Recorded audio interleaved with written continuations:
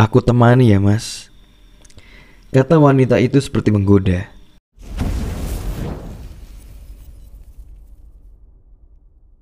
Assalamualaikum warahmatullahi wabarakatuh. Jumpa lagi dengan saya, Dias, di channel Studio Horor, podcastnya Cerita Horor. Pada kesempatan video kali ini, saya akan membacakan cerita dengan judul Cerita Sopir Truk Korban Birahi Peri. Sebelum memasuki ke cerita, jangan lupa subscribe, nyalakan lonceng notifikasi, dan share video ini ke teman-teman kalian. Seperti apa ceritanya? Mari kita simak sama-sama. Jalanan di daerah Gunung Kidul banyak yang melintasi hutan. Namun ada bagian jalan yang kiri kanannya batuan gunung kapur yang dibelah dan dijadikan jalan raya. Saat melintas rasanya seperti masuk terowongan raksasa. Menurut warga, banyak orang yang mengalami hal mistis di sana. Seperti kejadian yang dialami oleh sebut saja Kang Tikno, seorang sopir truk yang berasal dari Bantul. Kebetulan dia sering melintasi jalan yang terkenal angker untuk mengantar kusen dan papan pintu ke daerah Solo. Perjalanan lewat Gunung Kidul dirasa lebih efisien karena jalanan cenderung sepi.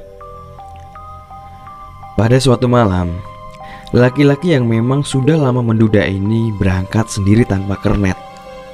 Untuk menghindari keramaian jalan, Kang Tekno berangkat larut malam.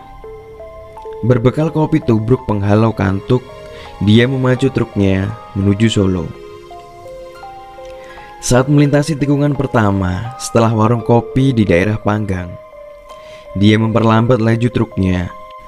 Dengan bantuan sinar lampu truknya, terlihat seorang wanita melambaikan tangan ke arah truk yang ia kemudikan.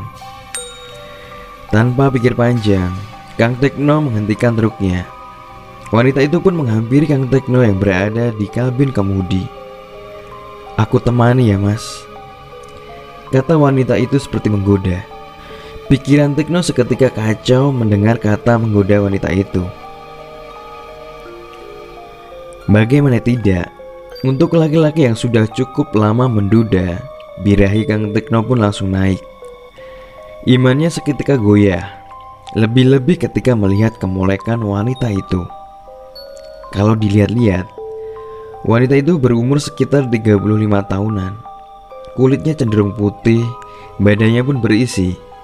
Kang Tekno segera saja membuka pintu truknya. Wanita itu pun naik tanpa diminta lagi dan duduk di sebelah Kang Tekno. Selain badannya yang aduhai, ternyata aroma wangi harum tubuh wanita itu juga sangat menggoda.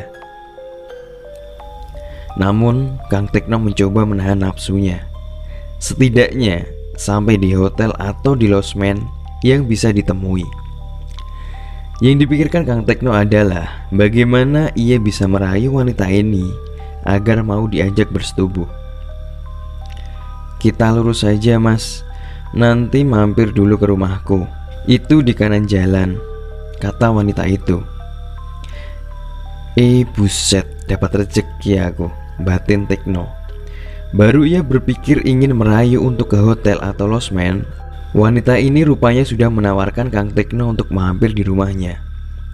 Dengan sangat bersemangat, Kang Tekno pun memacu truknya ini menuju rumah yang ditunjuk wanita itu. Tapi Kang Tekno memang sedikit heran. Selama ini ia tak pernah memperhatikan kalau ada rumah megah di jalan yang biasa ia lewati itu.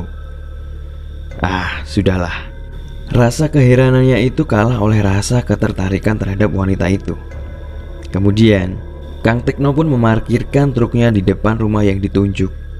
Wanita itu pun turun dari truknya, disusul Kang Tekno yang juga ikut turun dan sama-sama berjalan menuju rumah megah itu. Sesampainya di rumah, mereka segera masuk.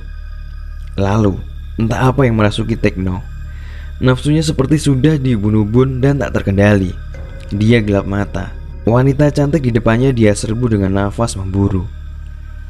Wanita itu pun pasrah, menikmati, terkadang juga membalas dengan penuh gairah. Sudah tak terpikirkan lagi di benak Kang Tekno, apakah ada orang lain di dalam rumah warga ini. Kang Tekno pun diajak masuk ke dalam kamar wanita itu. Setelah melepas semua pakaian yang dikenakan, terjadilah aksi pertempuran hebat di antara mereka. Entah berapa lama mereka melakukan hal selayaknya suami istri itu, hingga akhirnya Kang Tekno tertidur lemas. Lalu, Mas, bangun mas. Sedang apa di sini? Tiba-tiba seorang lelaki membangunkan Kang Tekno.